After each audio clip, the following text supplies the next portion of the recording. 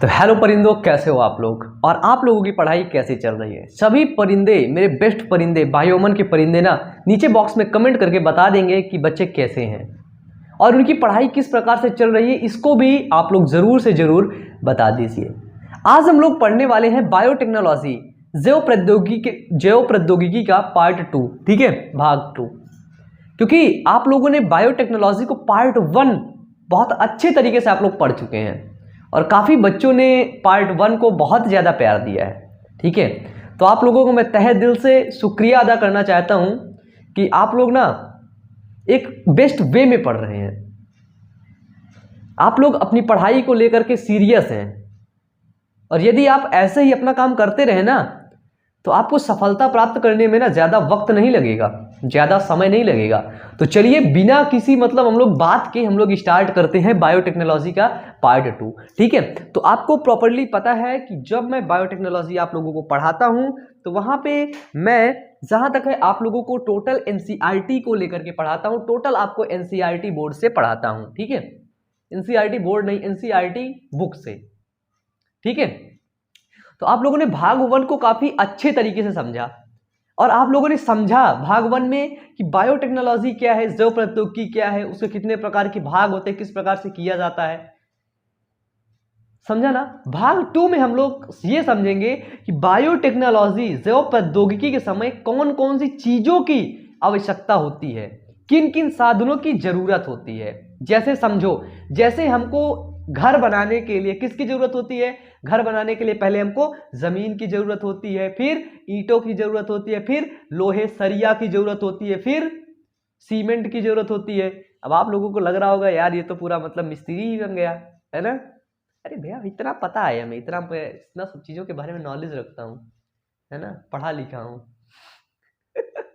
है ना। तो देखो ये सारी चीजें लगती हैं। तो इसी तरह बायोटेक्नोलॉजी में ना कुछ एंजाइम्स होते हैं और कुछ साधन ऐसे होते हैं। साधन का मतलब ये ना समझ लेना कार लगती है, बाइक लगती है। बायोटेक्नोलॉजी में ना सुपर बाइक लगती है, ऐसे नहीं, है ना। तो कुछ साधन होते हैं वो लगते हैं और उन साधन को ही हम लोग यहाँ पर पढ़ेंगे, जानेंगे, समझेंगे। तो आप लोगों की सबसे पहली हेडिंग बनेगी पुनर्योगज डीएनए तकनीक के साधन, रिकॉम्बिनेंट डीएनए तकनीकी, ठीक है। तो आप लोग क्या लिखेंगे, पुनर्योगज डीएनए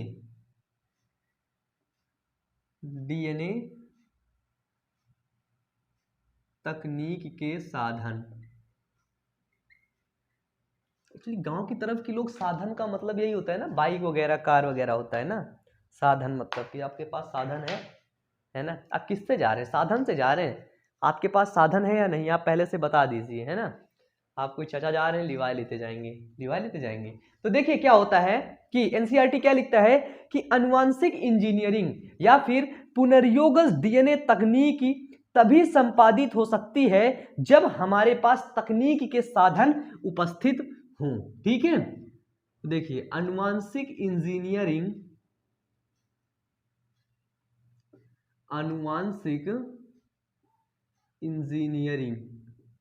या पुनर्योगज डीएनए तकनीकी तभी संपादित हो सकती है, ठीक है। तभी संपादित हो सकती है। संपादित का मतलब तभी इससे हम कार्य कर सकते हैं, इस पर हम कार्य कर सकते हैं। जैसे देखो कार को चलाने के लिए हमें क्या चाहिए, फ्यूल चाहिए ना। मैं कहता हूं मेरे पास फ्यूल नहीं है, कार चला लोगे। कुछ लोग तो कह रहे हैं नहीं चला लेंगे, कुछ लोग कह रहे हैं हाँ चला लेंगे। अब सोच रहे हो कैसे चला लेंगे, बोलेंगे सर आप बैठ जाइएगा, मैं पीछे से धक्का मारूंगा, ठेल के चलाएंगे उसको, हाँ धक्का देके चलाएंगे। वैसे नहीं धक्का देके नहीं चले, बिल्कुल फुल स्पीड में चलाओगे, नहीं चला पाओगे। तो इसी तरह बायोटेक्नोलॉजी में क्या होता है कि अनुवांशिक इंजीनियरिंग या फिर पुनर्योगज डीएनए तकनीकी तभी संपादित हो सकती है जब हमारे पास तकनीकी साधन, ठीक है, उपस्थित हो। जब हमारे पास तकनीकी साधन, ठीक है, क्या चीज, तकनीकी साधन उपस्थित हों, ठीक है। अब भैया सोच रहे होगे कि उधर गाड़ी में तो फ्यूल लगता था, इधर क्या लगता है, इधर बायोटेक्नोलॉजी में तकनीकी साधन क्या लगता है। तो तकनीकी साधन में आप लोग डालेंगे जैसे, ठीक है, जैसे देखो कैप गिर गया। तो देखिए इनमें जो तकनीकी साधन है वो कौन कौन से हैं। जैसे हो गया आपका प्रतिबंधन एंजाइम, हो गया रिस्ट्रक्शन एंजाइम, ठीक है। जैसे हो गया आपका प्रतिबंधन एंजाइम हो गया, फिर हो गया पॉलीमरेज एंजाइम हो गया, फिर हो गया लाइगेज एंजाइम हो गया, फिर कुछ हार्मोन्स हो गए, ठीक है, फिर कुछ हार्मोन्स हो गए। ये सारी चीजें जब रहेंगी तभी बायोटेक्नोलॉजी संभव हो पाएगी। संवाहक व परपोषी जीव हो गए, ठीक है, किसी प्रकार के संवाहक हो गए, ठीक है, ले जाने के लिए संवाहक, टेस्ट ट्यूब वगैरह, ठीक है, संवाहक व परपोषी जीव हो गए। कुछ जीवों पर भी खोज होती है, ठीक है, परपोषी जीव आदि चीजों की, आदि साधनों की आवश्यकता होती है। जब तक ये साधन नहीं रहेंगे तब तक हम बायोटेक्नोलॉजी में कुछ भी नहीं कर सकते। हम कोशिका के केंद्रक से गुणसूत्र से डीएनए तो निकाल लेंगे, जीन तो निकाल लेंगे, लेकिन इन साधनों की मदद से डीएनए के जीन को निकालेंगे कैसे। खाली हम देख लेंगे कोशिका में केंद्रक है, डीएनए है, काट के निकालेंगे कैसे। तो इसके लिए विशेष तरह के प्रतिबंधन एंजाइम, पॉलीमरेज एंजाइम, यानी कि एंजाइम वर्क करते हैं, एंजाइम कार्य करते हैं। क्या कार्य करते हैं? एंजाइम फंक्शन करते हैं। जब एंजाइम फंक्शन करते हैं तब क्या होता है, तब हम बायोटेक्नोलॉजी में कुछ कर पाते हैं, जीन का फेरबदल कर पाते हैं, न्यूक्लियोटाइड्स अदल बदल कर पाते हैं, खुराफात इस तरह उस तरह की करते रहते हैं। और जब एंजाइम नहीं रहेगा तो तुम क्या कर पाओगे। तुमको गाड़ी चलानी है 80 में और तुम्हारे पास तेल है नहीं है तनको, तो तुम बेटा गाड़ी 80 में चला पाओगे क्या? पता कितने में चला पाओगे? 0 काट दो, 8 की स्पीड में चलाओगे ऐसे, वो भी धक्का देके ऐसे। तो गाड़ी अगर 80 में चलानी है तो क्या करना होगा? फ्यूल डलाना होगा। यदि बायोटेक्नोलॉजी में बहुत बड़ी बड़ी प्रयोगें करनी है, बायोटेक्नोलॉजी में आपको प्रयोग करना है, जीन की फेरबदल करना है, तो आपको एंजाइम तो रखना ही पड़ेगा। बिना एंजाइम के कुछ नहीं होगा। तो यहां पर क्या होगा? यहां पर क्या वर्क करता है? यहां पर हमारा वर्क करते हैं एंजाइम। तो अब हम लोग पढ़ेंगे, आप लोग देखे होंगे प्रतिबंधन एंजाइम आपका एनसीईआरटी का अगला हेडिंग है। क्या है आपकी अगली हेडिंग? है प्रतिबंधन एंजाइम, रिस्ट्रिक्शन एंजाइम, ठीक है। तो अब हम लोग एंजाइम में पहला एंजाइम पढ़ेंगे लाइसिंग एंजाइम, ठीक है। पहला एंजाइम हम लोग पढ़ेंगे लाइसिंग एंजाइम, लाइसिंग एंजाइम, ठीक है। हिंदी इंग्लिश दोनों से पढ़ो, ठीक है, ताकि जब बोर्ड में लिखोगे ना सीधे, मतलब बोर्ड को ना, बोर्ड एग्जाम को बड़ा सा तमाचा मार के आना है ना। बोर्ड का पेपर जब कॉपी लिख रहे हो ना, मतलब तुम बोर्ड को, उत्तर प्रदेश है ना, बेसिक शिक्षा परिषद को तुमने तमाचा मार के आया है ना, वो सॉरी माध्यमिक शिक्षा परिषद को, है ना। बोर्ड को तुमको तमाचा से मार के लौट आना है, इस तरह पढ़ना है और वहां पे इसी तरह से लिखना है आप लोगों को, ठीक है। तो देखिए पहला वो लाइसिंग एंजाइम। लाइसिंग एंजाइम क्या करता है देखो समझना। सबसे पहले हम आनुवांशिक इंजीनियरिंग में या फिर जेनेटिक इंजीनियरिंग में हम लोग क्या करते हैं? जेनेटिक इंजीनियरिंग में हमको किस चीज की जरूरत होती है, क्या आप लोग मुझे बता सकते हैं? जेनेटिक इंजीनियरिंग में मैंने आपको पढ़ाया था, मैंने आपको बताया था कि जेनेटिक इंजीनियरिंग में हमको डीएनए की जरूरत होती है, क्योंकि जेनेटिक इंजीनियरिंग में बायोटेक्नोलॉजी में हम सिर्फ और सिर्फ इसी चाचा के साथ ही खेल खेलते हैं, और कोई भी खेल खेलने के लिए हमको नहीं मिलता पूरी दुनिया में। यही चाचा के साथ खेलते हैं, इसी चाचा काटते हैं, पीटते हैं, जोड़ते हैं, कुछ भी करते हैं, है ना, इसी के साथ खेलते हैं। तो भैया इसको कैसे निकालेंगे? हमें ये पता है कि ये एक होती है, एक है ये सेल, ठीक है, ये है हमारी सेल। सेल का ये है न्यूक्लियस, और ये न्यूक्लियस के अंदर क्रोमैटिन, क्रोमैटिन यानी कि क्रोमोसोम, और ये क्रोमोसोम के अंदर क्या है? डीएनए। यही क्रोमोसोम के अंदर भरा है ये चाचा। अब ये बताओ, अगर तुम एक कोशिका, तो पहले इतनी छोटी होती है ना, निकाल नहीं सकते, और यदि तुम निकालोगे सेल से डीएनए, तुम कैसे निकालोगे मुझे ये बताओ। सेल से डीएनए कैसे निकालोगे? अगर तुमको नई बाइक खरीदनी है तो तुम क्या करोगे? पैसे लेकर के जाओगे, वहां पे जमा करोगे, जमा करोगे ना। जब पैसे तुम जमा करोगे तो बदले में तुम्हें वो बाइक देगा। अब इधर तुम सेल से डीएनए कैसे निकालोगे? सेल को ऐसे तोड़ोगे फोड़ोगे तो क्या होगा? डीएनए भी टूट जाएगा, फूट जाएगा, है ना। बाइक चोरी करके ले आओगे, सही से चला नहीं पाओगे, टूटी फूटी बाइक लेकर के आओगे, उसको तोड़ोगे, है ना, लड़ा भिड़ा दोगे, है ना। तो ये बताओ कि आखिरकार सेल से, एक कोशिका से हम आराम से, बिल्कुल आराम से किस प्रकार से हम डीएनए निकाल सकते हैं, ये आप लोग बता सकते हैं।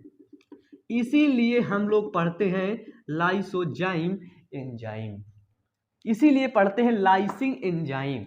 और इस लाइसिंग एंजाइम का काम ये होता है, लाइसिंग एंजाइम ये वर्क करता है, सोचो ये एक वो है, स्प्रे है, ठीक है ना, ये एक स्प्रे है और यहाँ पे भरा है लाइसिंग एंजाइम, है ना, लाइसिंग एंजाइम, और ये हमने इस पे स्प्रे कर दिया, ठीक है, स्प्रे कर दिया। अब देखो ये एंजाइम किस तरह से वर्क करेगा। ये एंजाइम जाएगा सेल कोशिका की सतह पर, कोशिका की सतह को ये समझना, देखो बहुत समझने वाली बात है, बहुत गौर से समझने वाली बात। ये स्प्रे लाइसोजाइम एंजाइम क्या करेगा? सेल की सतह को नष्ट कर देगा। ये देखो नष्ट कर दिया। अब देखो क्या हुआ, अब ये धीरे धीरे लाइसोजाइम एंजाइम क्रिया कर रहा है, सेल ऑर्गन्स को भी खत्म कर रहा है, माइटोकॉन्ड्रिया, लावा, गाल्जी काय, है ना, इसको खत्म कर दिया, राइबोसोम सबको खत्म कर दिया। फिर ये एंजाइम वर्क ही कर रहा है, फिर ये एंजाइम वर्क करके क्या, न्यूक्लियस को भी खत्म कर दिया। देखो खत्म कर दिया ना, समझना, न्यूक्लियस को खत्म कर दिया। जब न्यूक्लियस को खत्म कर दिया तो ये हमारा जो हमारा न्यूक्लिक एसिड है, या फिर जो हमारे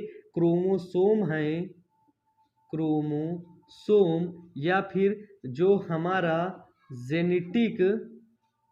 जेनेटिक मटेरियल है, बताइए जेनेटिक मटेरियल हमारा अलग हो गया कि नहीं? बड़े आराम से बताइए। मेन समझने वाली बात यही है कि जो लाइसिंग एंजाइम होते हैं वो कोशिका में उसको हम ऐसे डाल देते हैं, जेनेटिक पदार्थ वो बिल्कुल से अलग कर देते हैं। बताइए यहां तक समझ गए कि नहीं? बिल्कुल इंपॉर्टेंट पॉइंट है, ठीक है। और देखना एक बात और, ये जो लाइसिंग एंजाइम होता है ये क्या करता है? खाली इसका यही काम होता है कि कोशिका के बाहरी आवरण को खत्म कर देना, ठीक है, खत्म कर देना। लाइसिंग एंजाइम जैसे ये है, जैसे एक हमारी देखो, एक हमारा ये घर है ना, और आप लोग चोर लोग हैं, है ना, समझ जाओ 2 मिनट के लिए चोर बन जाओ, क्या ही चला जाता है। अब इस घर को तुम किस प्रकार से तोड़ोगे? अब मेरे घर में तुम्हें पता है कि भैया इनके घर में ये यूट्यूब चैनल चलाते हैं और इनकी बहुत बड़ा डिपार्टमेंट है, तो इनके पास स्टूडियो होगा। और आप लोगों को ये भी पता हो गया कि इस स्टूडियो में कैमरा लगा है, कैमरा काफ़ी कॉस्टली होता है, महंगा होता है, चलो कैमरा चोरी कर लेंगे। फिर यदि स्टूडियो है, कैमरा लगा, तो लैपटॉप भी इनके पास होगा, लैपटॉप भी चोरी कर लेंगे, है ना। तो तुम लोग चोरी करने आए, ये देखो ये आप लोग हो, अब तुम लोग चोरी करने आए, है ना, ये तो चोरी करने आए, तो तुम अपने साथ में क्या लेके आओगे? मेरे घर को कैसे तोड़ोगे? दरवाजा तो मैं खोल के जाऊंगा नहीं ऐसे, मैं पागल तो हूं नहीं कि मैं पागल हूं, दरवाजा इसे खोल दूंगा कि आ जाओ भैया चोरी करके चले जाओ, नहीं ना। दरवाजा बंद, लॉक लगा के, है ना, करंट वरेंट लगा के जाऊंगा सगले पूरे घर में, है ना। तुम क्या करोगे? हथौड़ी लेकर के आओगे, ताकि मेरे दीवार में मारोगे, धम धम धम, दीवार टूट जाएगी, फिर तुम सब चीज निकाल ले जाओगे ना। वैसे जस्ट बिकॉज ऐसे ही लाइसिंग एंजाइम काम करते हैं कोशिका के ऊपर। कोशिका मतलब घर, हम घर के ऊपर क्या करते हैं? चोर लोग जब जाते हैं तो स्प्रे लेकर के जाते हैं, बायोटेक्नोलॉजी के चोर, है ना, स्प्रे लेकर के जाते हैं, स्प्रे को ऐसे डाल देते हैं। डालने के बाद क्या होता है? कोशिका की जो दीवार होती है सब खत्म, सेल ऑर्गेनिल्स वो भी खत्म, केंद्रक वो भी खत्म, क्या बचता है? खाली जेनेटिक मटेरियल बचता है, उसे बोलते हैं लाइसिंग एंजाइम। लाइसिंग एंजाइम क्या होता है बताइए, समझ में आया कि नहीं? अनुवांशिक पदार्थ को छोड़कर ये क्या करते हैं? कोशिका को नष्ट कर देते हैं। लाइसिंग एंजाइम का क्या क्या काम होता है, क्या कार्य होता है कि अनुवांशिक पदार्थ को छोड़कर, ठीक है, अनुवांशिक पदार्थ को छोड़कर संपूर्ण कोशिका को, ठीक है, अनुवांशिक पदार्थ को छोड़कर संपूर्ण कोशिका को नष्ट कर देते हैं, ठीक है। देखो एक एक चीजें पढ़ो, समझ के पढ़ो, ठीक है। ऐसे नहीं पढ़ना कि बस पढ़ो भूल जाओ, नहीं, पढ़ो जिंदगी भर याद रहे, है ना, ताकि जब तुम लोग लेटे रहो अपने बच्चों को कभी बताओ कि देख बेटा ऐसे नहीं ऐसे होता है, तो बच्चा पूछे यार पापा तुम किधर से पढ़ के आए हो है ना, तब हम बताना यार है ना, हम लोग पढ़े थे उनसे। चलिए, तो ये इसका लाइसिंग एंजाइम का क्या कार्य होता है कि संपूर्ण कोशिकीय डीएनए प्राप्त करने के लिए लाइसिंग एंजाइम को हम कार्य में लेते हैं। क्या करने के लिए? संपूर्ण कोशिकीय डीएनए, संपूर्ण कोशिकीय डीएनए प्राप्त करने के लिए।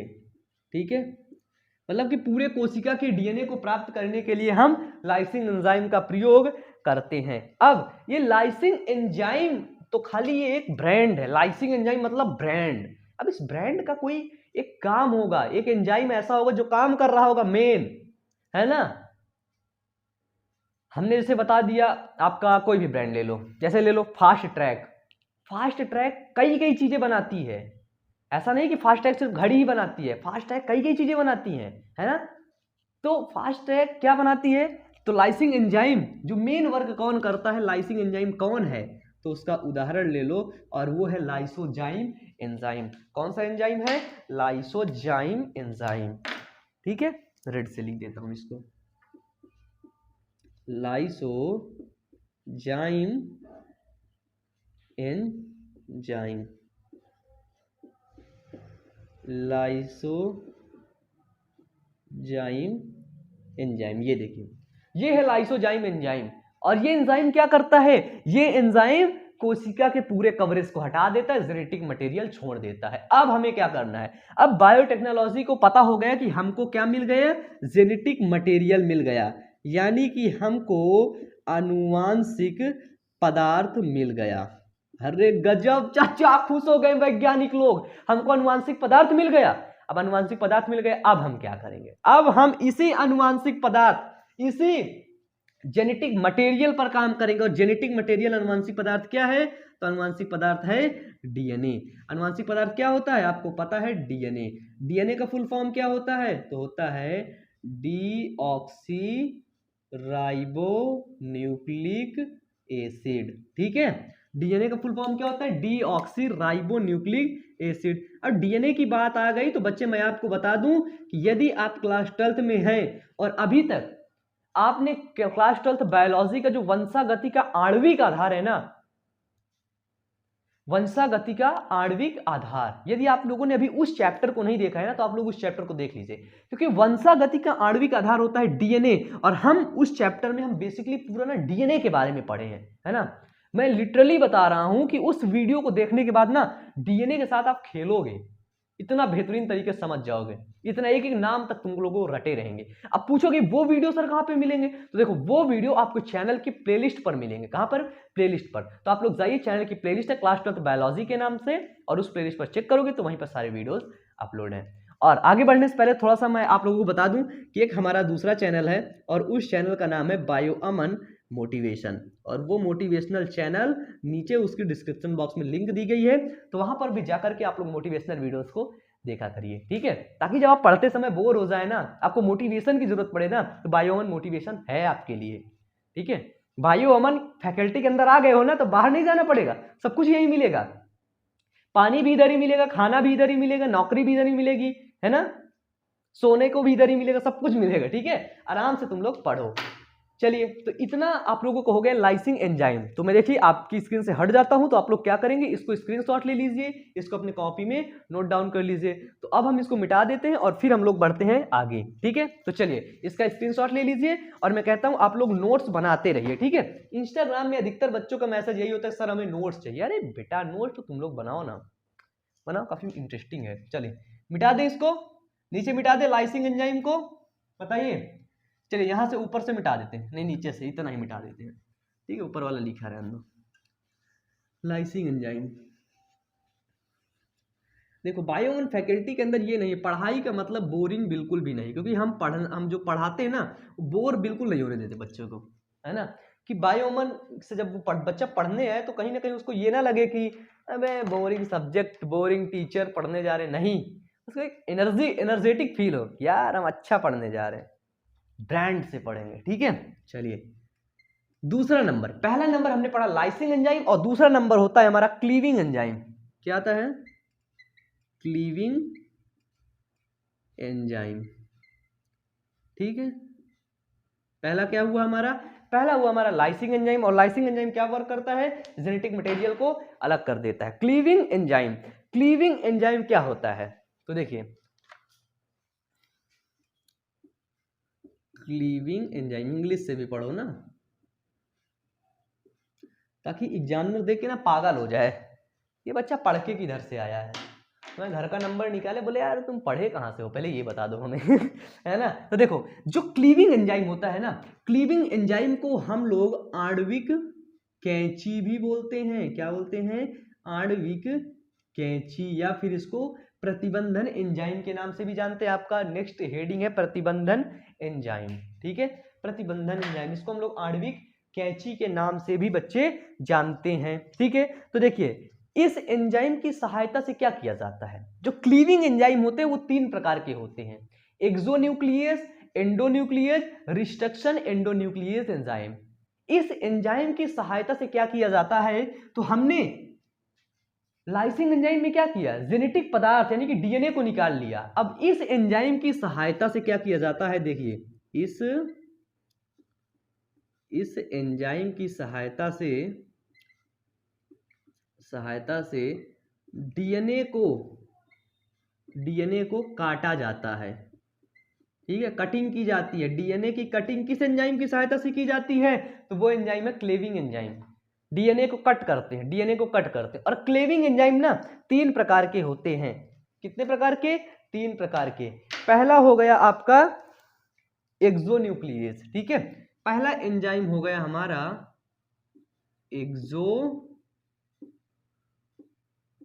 एक्सोन्यूक्लियस, ठीक है। देखिए इंग्लिश से भी लिख दूं,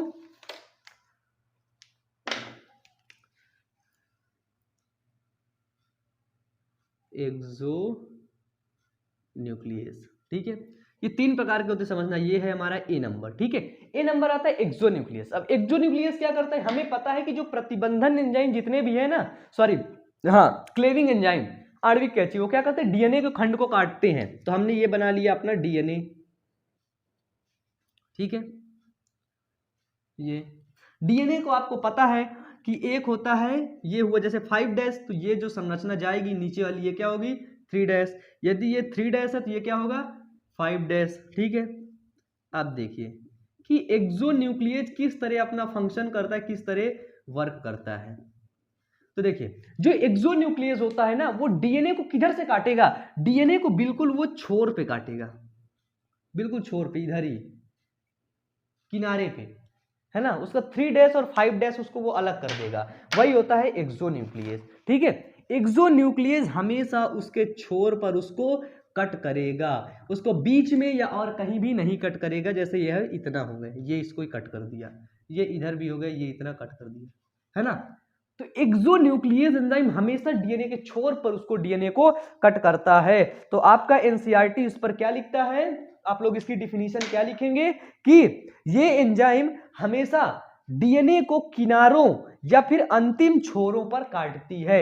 ये क्या करती है, एंजाइम क्या करता है, डीएनए को हमेशा किनारे या अंतिम छोर पर, किनारे या फिर क्या करती है, या अंतिम छोर पर काटती है ना, काटती है, काटता है ना एंजाइम। अब तुम लोग समझ लेना, एंजाइम यदि लड़का हो तो काटता लगाना, और यदि कोई लड़की हो तो क्या लगाना, काटती लगाना, ठीक है। वो बेटा तुम्हारे ऊपर डिपेंड करता है, ठीक है, तुम कितना सोच रहे हो वो तुम्हारे ऊपर। अब देखो एक्सोन्यूक्लियस समझ गए। अब दूसरा नंबर आता है बी नंबर, आप लोगों को दिख रहा होगा, ठीक है।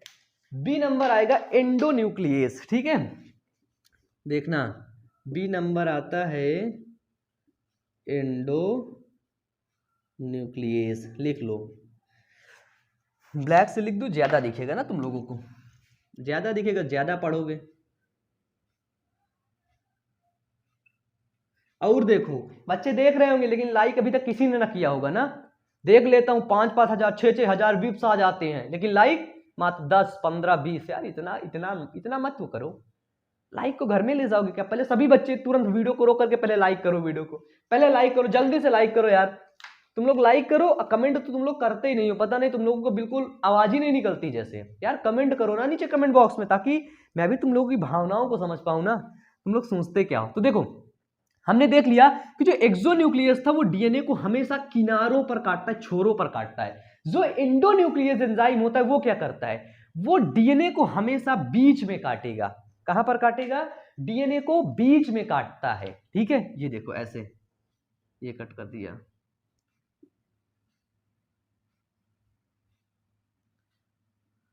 कट कौन किया, बीच में कट करता है ना। तो यह एंजाइम क्या करता है, यह एंजाइम डीएनए को बीच में से काटता है। यदि आपसे पूछ लिया जाए कि जो एंडोन्यूक्लियस एंजाइम क्या करता है, तो ये क्या करता है, ये डीएनए को बीच में से काटता है। ठीक है, इतना समझ जाओ। तो बताओ दोनों एंजाइम समझ गए, एंडोन्यूक्लियस और एक्सोन्यूक्लियस। एक्सो देखो, एक्सो का मतलब क्या होता है, एक्सो का मतलब होता है बाहर, जो डीएनए की बाहरी सतह को काटता हो क्या, वो एक्सो। एंडो मतलब अंदर, जो बीच में काटता हो वो क्या हो गया, एंडोन्यूक्लियस हो गया। तो बताइए ये दोनों समझ में आए कि नहीं, बताइए समझ में आ गए। अब आता है बहुत बहुत मतलब ये दुष्ट टाइप का एंजाइम, जिसको बोलते हैं प्रतिबंधन एंडोन्यूक्लियेज, रिस्ट्रिक्शन एंडोन्यूक्लियेज एंजाइम। तो इसको मिटा दूं, बताइए ये दो एंजाइम हो गए आपके। चलिए इनको लिखो जल्दी से अपने कॉपी में, और इसकी बड़ी बड़ी डिफिनीशन लिखो, ठीक है, अपने मन से, है ना, क्लेविंग एंजाइम ही पढ़ रहे हैं। अब बड़ी बड़ी डिफिनीशन बना बना खूब लिखना, है ना, एग्जामिनर को पागल कर देना, है ना। सी नंबर आता है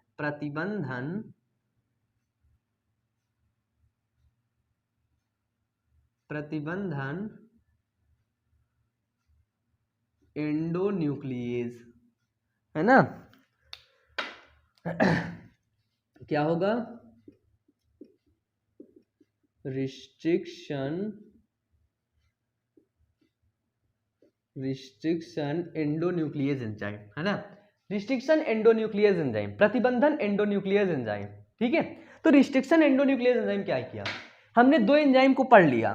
ये डीएनए है, एक एंजाइम डीएनए को कैसे किनारों पे कट कर रहा था, एक किनारों पे, और दूसरा उसको बीच में कट कर रहा था। लेकिन हमने ये नहीं देखा कि डीएनए को छोर को कौन अलग कर रहा है। ठीक है, ये देखिए जैसे ये डीएनए को छोर है, ये एक एंजाइम यहां से काट दिया एक्सोन्यूक्लियस, बीच में कट कर दिया एंडोन्यूक्लियस। लेकिन इस छोर को अलग करने वाला एंजाइम नहीं मिला कि वो छोरे को अलग कर दे, वो उनसे जीन को अलग कर दे। तो प्रतिबंधन एंडोन्यूक्लियस एंजाइम का कार्य यही होता है, इसको बोला जाता है आणविक कैंची। इंक डाल लें फिर चलें आगे। इंटरेस्टिंग टॉपिक है ये, है ना, बोर नहीं होने। देखो कितनी चीजें समझने को मिल रही हैं। तुम पता है क्या करो, बोर हो रहे हो ना, फील करो अंदर कि मैंने अपने कोशिका से एक डीएनए को निकाला है, अब बस वही डीएनए सामने रखा है, उसी में मैं रिसर्च कर रहा हूं, है ना, और कहीं नहीं रिसर्च करने जा रहा हूं, अपने कोशिका पे रिसर्च कर रहा हूं, है ना। अब देखो प्रतिबंधन एंडोन्यूक्लियेज एंजाइम को अपन लोग आणविक कैंची बोलते हैं, है ना। इस एंजाइम को बोलते हैं आणविक कैंची। ठीक है, क्या बोलते हैं, आणविक कैंची बोलते हैं। और इस एंजाइम की खोज आर्बर नामक वैज्ञानिक ने किया था। इस एंजाइम की खोज किसने किया था, वो किया था आर्बर नामक वैज्ञानिक ने। ठीक है, आपने अपने कॉलेज में कभी, है ना, ऐसे वर्ड पढ़े होंगे, NITIN, है ना, नितिन, क्या बोला जाता है, NITIN, नितिन। अब उल्टा पढ़ो इसको, फिर क्या होगा, NITIN, नितिन, है ना। एक हो गया हिंदी से डालडा, पढ़ो क्या होगा, डालडा, उल्टा पढ़ो इसको, ये भी क्या हुआ, डालडा हुआ। तो जो ऐसे वर्ड जिसको सीधे पढ़ने पर और दूसरी तरफ उल्टा आने पढ़ने पर, है ना, उसका अर्थ एक ही निकलता है, उसको बोलते हैं पैलिंड्रोमिक अर्थ। ठीक है,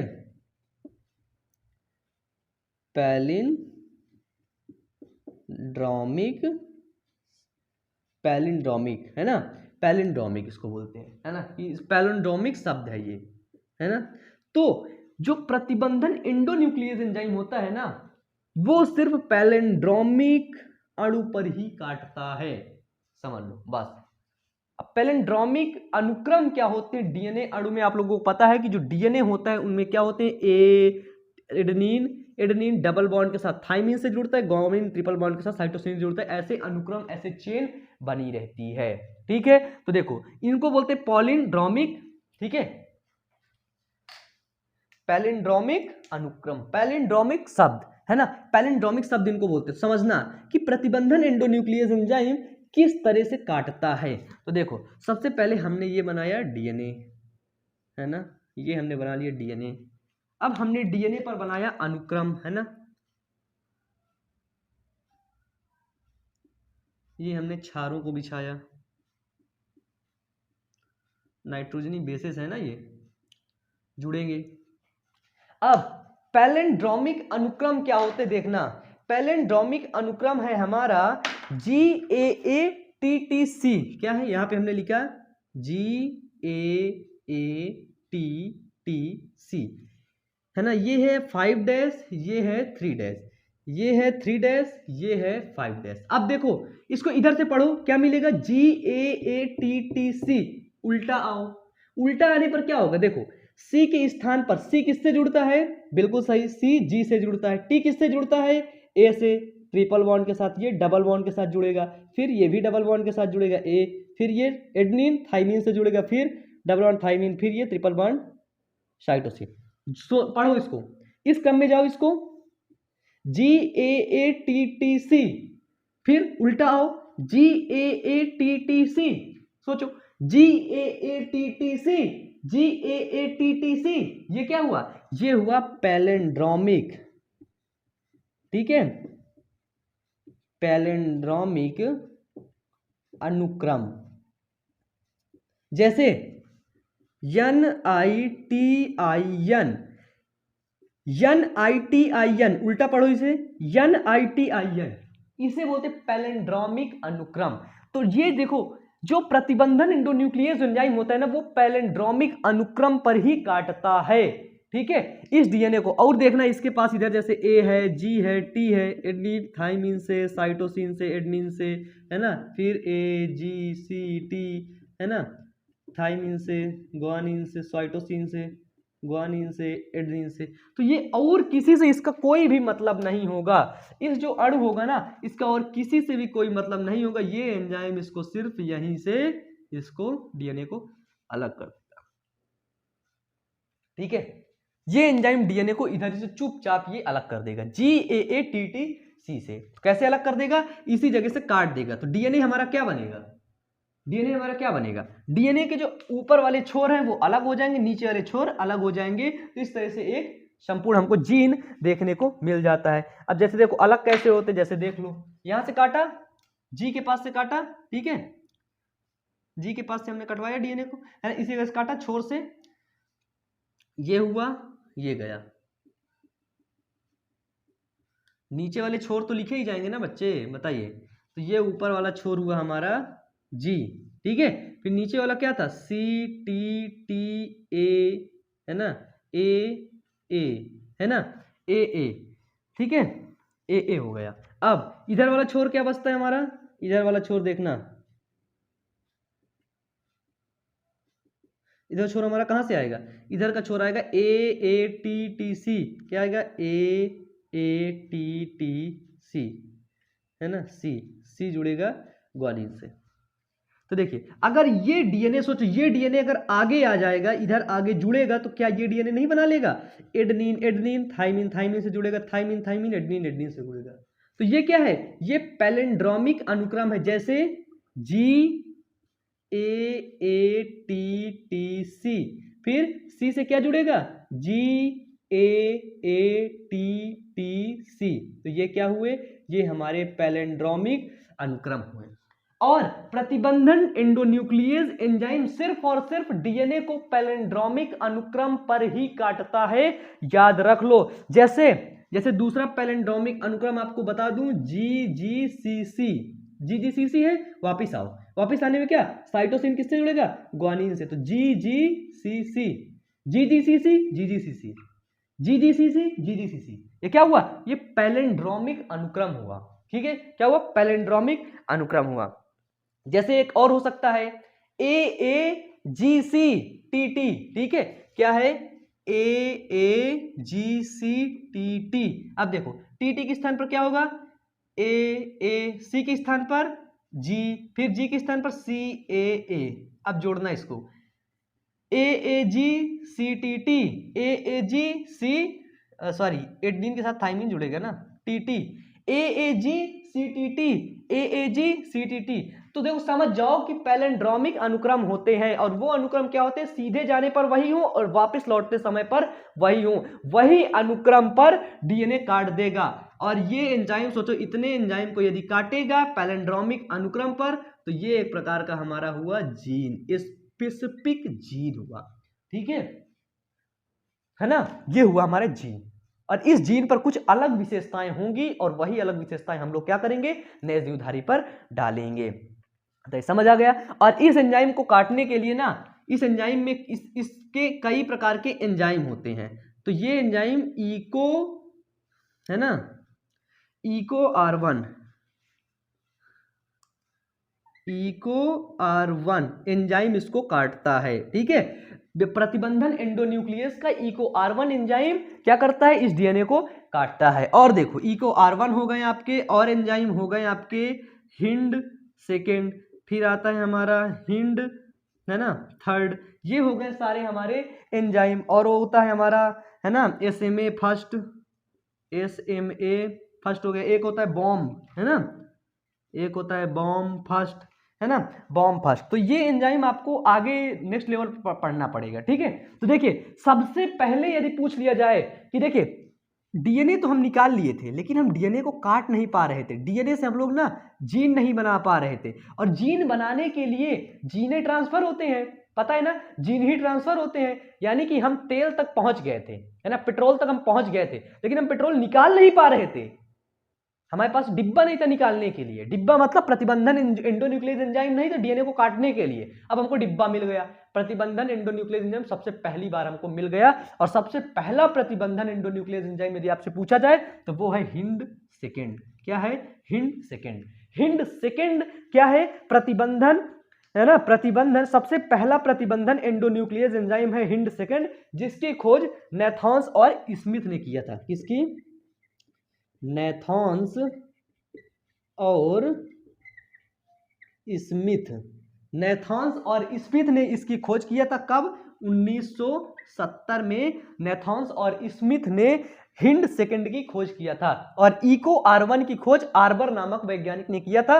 नेथॉन्स, स्मिथ और आर्बर को क्या मिला था, नोबेल प्राइज मिला था। बताइए, इसको पहले तो स्क्रीनशॉट लीजिए इतने को।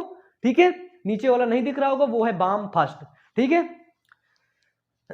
अब देखो बहुत है ना छोटा लेवल है ये पॉलिंड्रोमिक अनुक्रम, इसको समझ लेना कि जो पॉलीमरेज जो सॉरी प्रतिबंधन एंडोन्यूक्लियस एंजाइम होता है ना, वो सिर्फ और सिर्फ किधर काटता है, तो ये याद रखना, वो सिर्फ और सिर्फ आपका एक स्पेसिफिक स्थान पर ही काटेगा। ठीक है, स्पेसिफिक स्थान पर ही वो कट्टू कट्टू करेगा, डीएनए को वही पे कट्टू कट्टू करेगा। ठीक है, चलो तो आप लोग लिखेंगे प्रतिबंधन एंडोन्यूक्लियस एंजाइम में क्या लिखेंगे कि यह एंजाइम डीएनए के विशिष्ट अनुक्रमों को पहचानता है। एनसीईआरटी क्या लिखता है कि यह एंजाइम डीएनए के विशिष्ट अनुक्रमों को पहचानता है तथा द्विकुंडली के दोनों श्रृंखलाओं को शर्करा फास्फेट आधार स्तंभों में विशिष्ट केंद्रकों पर उसको काटता है, विशिष्ट केंद्रों पर काटता है। फिर लिखेंगे प्रत्येक प्रतिबंधन एंडोन्यूक्लियस डीएनए के विशिष्ट पैलिंड्रोमिक न्यूक्लियोटाइड अनुक्रम को पहचानता है और वहीं पर उसको डीएनए को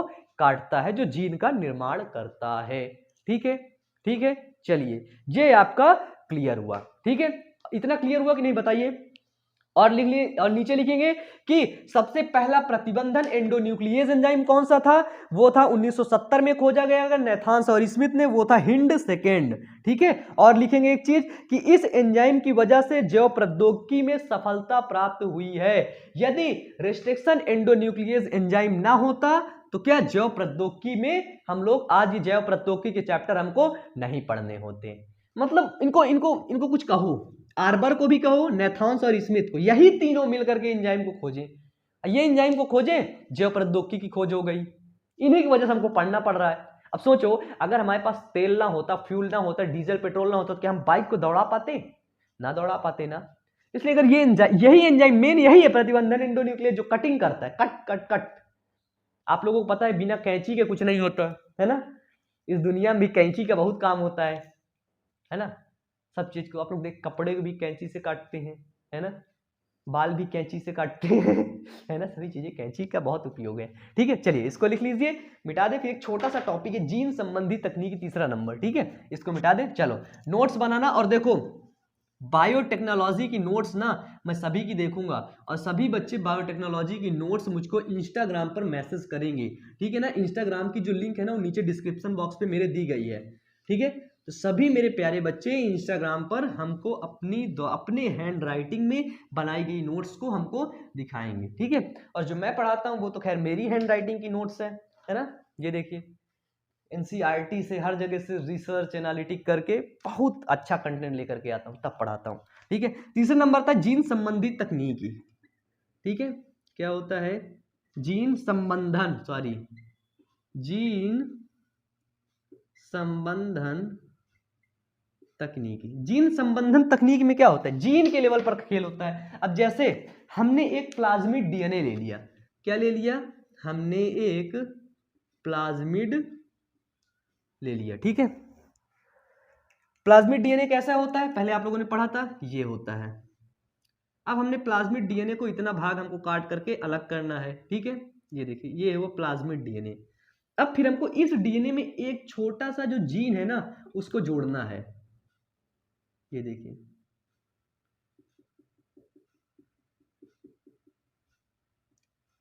इस डीएनए को हमको इस डीएनए में जोड़ना है, और जब इस डीएनए को हम इस डीएनए में जोड़ेंगे तो जो ये डीएनए जुड़ के बनेगा ना, कौन सा डीएनए बनेगा बताइए, ये डीएनए ऐसा जुड़ के बना,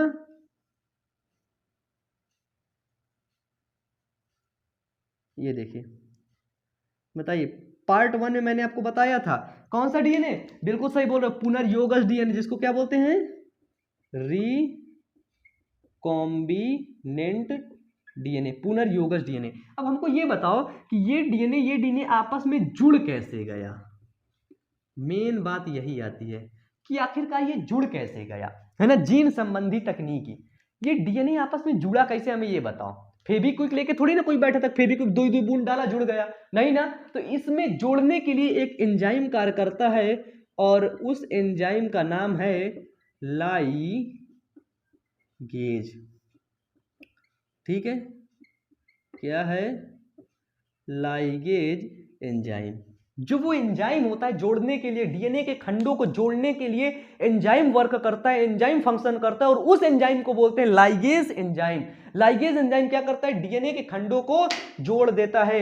यानी कि ये जो हमारा रिकॉम्बिनेंट डीएनए, जिसको हम लोग बोलते हैं पुनर्योगज डीएनए, पुनर्योगज डीएनए को ये क्या करता है, लाइगेज एंजाइम उसको जोड़ देता है।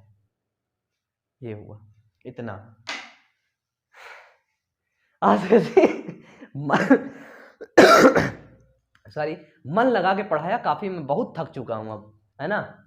लेकिन अभी पढ़ाने का मजा आ रहा है, लेकिन अब तुम लोग बोर हो रहे हो, मुझे पता है ना। अब कुछ ज्यादा हो रहा है ना, बहुत टाइम हो गया। देखिए टाइम कितना हो रहा है सर, हाँ मेरे टाइम काफी हो रहा है यार, है ना, 40 मिनट से ऊपर हो रहा है अप्रोक्सीमेट। ठीक है, सिस्टम ऑफ कर दीजिए मेरा, मैं आ रहा हूँ थोड़ी देर में। ठीक है, हाँ तो अब मैं नहीं चाहता कि अब आप लोग बोर हों, है ना। तो आप लोग अब सभी लोग नीचे नीचे से प्यारा सा कमेंट करेंगे, सभी बच्चों को समझ आया कि नहीं। बायो अमन मोटिवेशन को आप लोग सपोर्ट करेंगे। देखो आवाज तक बदल गई मेरी, है ना, क्योंकि देखो पता है जब मैं पढ़ाता हूं ना, मन से पढ़ाता हूं, मन से मतलब बिल्कुल लीन होकर के पढ़ाता हूं। मैं कोई भी काम करता हूं ना बिल्कुल मन से करता हूं, और नहीं मन होता ना नहीं करते हम ऐसा नहीं है कि फिर नहीं मन है फिर भी आकर के तुम लोगों को पढ़ा, बच्चे पढ़ो, ऐसा नहीं वैसे होता है, वैसे नहीं वैसे होता है, नहीं ऐसा नहीं मतलब। जब मन होता है तभी पढ़ाओ, नहीं मन करता मत पढ़ाओ, है ना। बच्चों के साथ खेलने की जरूरत नहीं है, ताकि तुम थोड़ा सा पढ़ा दो ना समझ में आए, क्या मतलब है, ऐसा पढ़ाओ कि समझ में आए। ठीक है, तो बायो वन फैकल्टी के अंदर आपको यही मिलेगा। तो आप लोग हमें इंस्टाग्राम पर फॉलो करेंगे, ठीक है सभी बच्चे, और नीचे कमेंट बॉक्स में कमेंट करके ढेर सारा कमेंट करेंगे और बताएंगे कि उनको समझ में आया या फिर नहीं समझ में आया। तो चलिए इसी तरह पढ़ते रहिए, मेहनत करते रहिए। Wish you all the best, thank you.